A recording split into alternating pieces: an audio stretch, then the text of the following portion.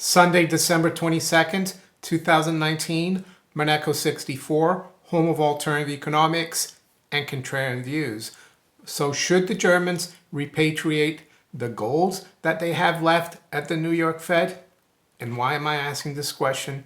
Well, it's because of this fresh headline in the FT. Story has come out a couple of days ago.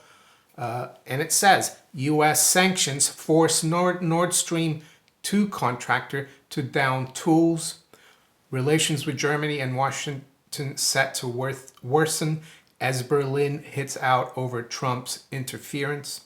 Nord Stream 2 is a pipeline being built by the Germans and the Russians to carry gas through the Baltic from Russia to Germany. So what does the story say here? The company laying the controversial Nord Stream 2 pipeline said it had suspended work as U.S. sanctions against a project Washington says will increase Europe's dependence on Russian energy imports come into force. Germany condemned the sanctions, which threaten a further deterioration in relations between Berlin and Washington that had been badly damaged by Donald Trump's constant attacks on the country's trade surplus and relatively low defense spending. So yeah, there's a lot going on here. It's not black and white, I would say.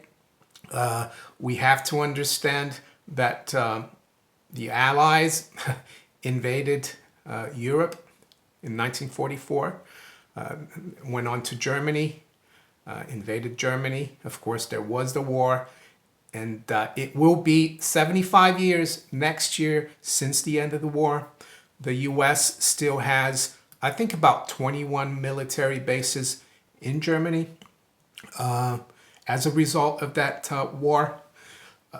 Am I saying the Germans don't benefit from that? No, because the places where these bases are get a lot of boost, economic boost from the American presence there. Of course, it does kind of make Germany still an occupied country, so it's not clear-cut whether Germany will repatriate the rest of its gold from the New York Fed. Yes, there's talk that the Germans are not contributing as much to NATO, but I think people need to look at it slightly different. Some of you might not agree with me. I'm neutral here. I'm not German nor American. All I'm saying is if you occupy a country, who's to pay for it? I'm not sure.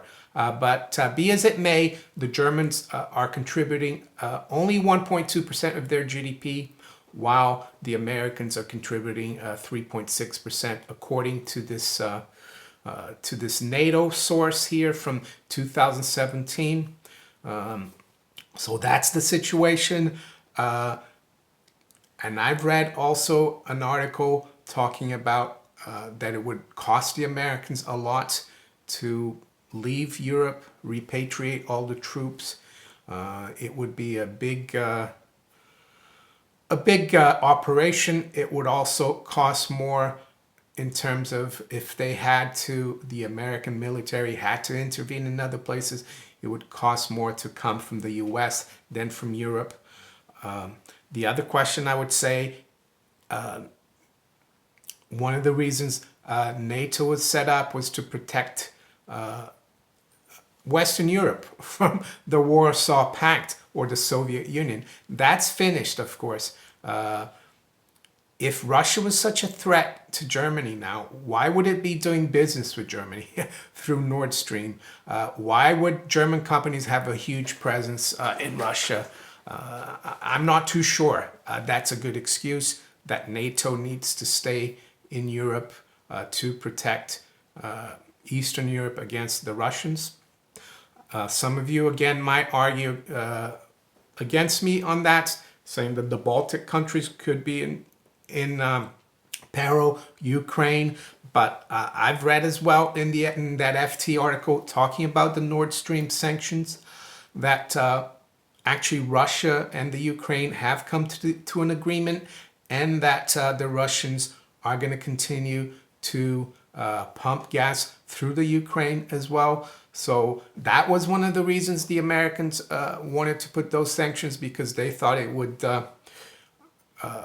circumvent the Ukraine, but it doesn't look like it. This Nord Stream sanction, this was a result of the National Defense Authorization Act of 2020. It was signed into law by President Trump 2 days ago, or actually on the 20th of December, 3 days ago, London time.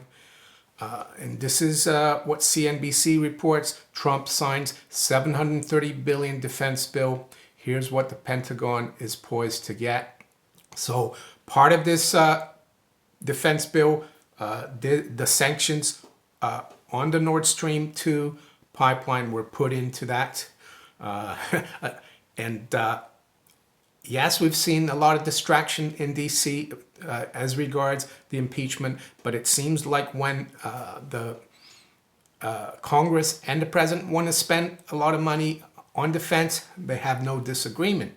It says President Donald Trump approved a colossal defense bill Friday that authorizes a top line of $738 billion for fiscal year 2020.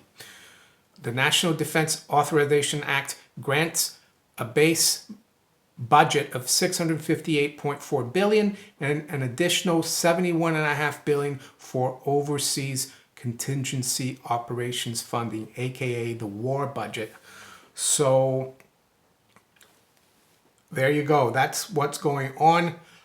What should the Germans do, in my opinion? Yeah, it might sound the best thing to do to take your gold out of the New York Fed, but is that something that they can politically do, considering there's still a lot of bases, U.S. bases in Germany? It's not as simple, I think, but sanctions are almost a kind of declaration of economic war, and I think it's a serious thing, especially seeing that Germany has been such a good ally after the post-war period to the United States. It's been a supporter of whatever America wants to do most of the time. And in my opinion, this is another nail in the coffin of the petrodollar, even though when you look at the foreign holders of U.S. treasuries, there's still a lot of countries that hold U.S. treasuries. I don't think the petrodollar is going to go away overnight, but this puts the incentive on countries like Germany. We've seen Russia already. They've started unloading their U.S. treasuries and buying gold. I don't think they have almost any U.S. treasuries still, but as you can see, China still has over $1 trillion as of September 2019 of U.S. Treasury securities. Japan, of course, is very closely allied to the U.S. regime. Germany, on the other hand, is right down the bottom here, only has about $85 billion in U.S. treasuries. So how will Germany fight this? I think it's going to be hard. One of the things, of course, is repatriating some of the gold that it has left at the New York Fed. If the United States government can pass sanctions on a project that affects Germany so much, like Nord Stream 2, they could very well confiscate Germany's gold, in my opinion.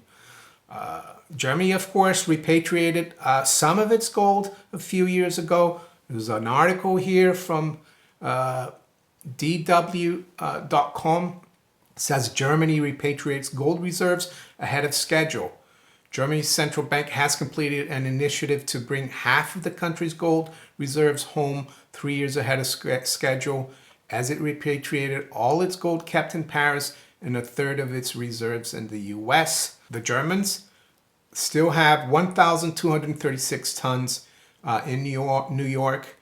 I think they took about 300 tons a couple of years ago. It was completed, the repatriation. They still have 432 tons in London. So why did Germany decide to repatriate gold a few years ago? Well, this is what the article says. In the wake of the subprime crisis and the emergence of the Eurozone debt crisis in 2012, Eurosceptic voices in Germany began pressing for an audit of the precious metals kept abroad. They had suspected the gold might have been tampered with, lent out, or sold off. The Bundesbank responded to the calls for greater transparency by agreeing to bring a larger share home. On Wednesday, the central bank said that further repatriations were not planned. This is an article from a couple of years ago, from August 2017. That was then. This is now. The Bundesbank was very serious about its gold, that it actually wrote a book about it, which I just received about a week ago, Germany's Gold.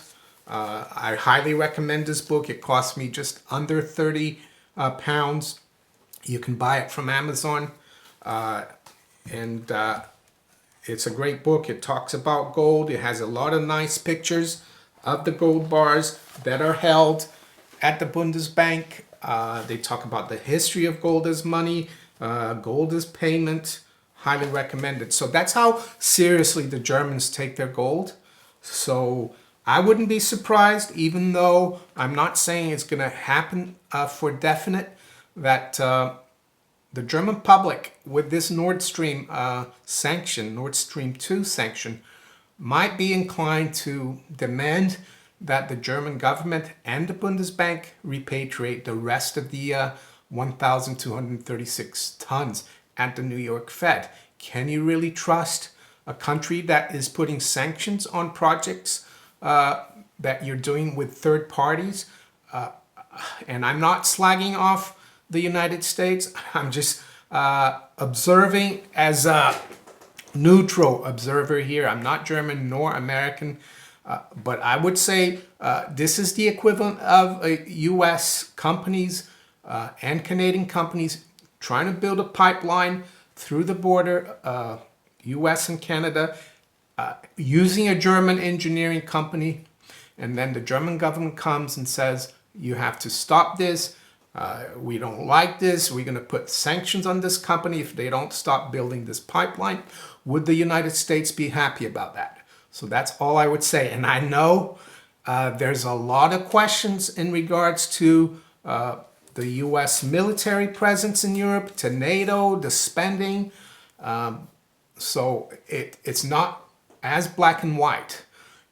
So to sum up, I would say this is another nail in the coffin of the petrodollar, in my opinion. It's not going to happen overnight, as I said. And it's very significant that the U.S. has moved against one of its staunchest geopolitical economic allies, like Germany. If you enjoyed this video, please hit the like button, subscribe to the channel if you haven't yet. You can also follow me on Twitter, BitChute, Steemit, and DTube. I wish you all a great day. Take care. Bye.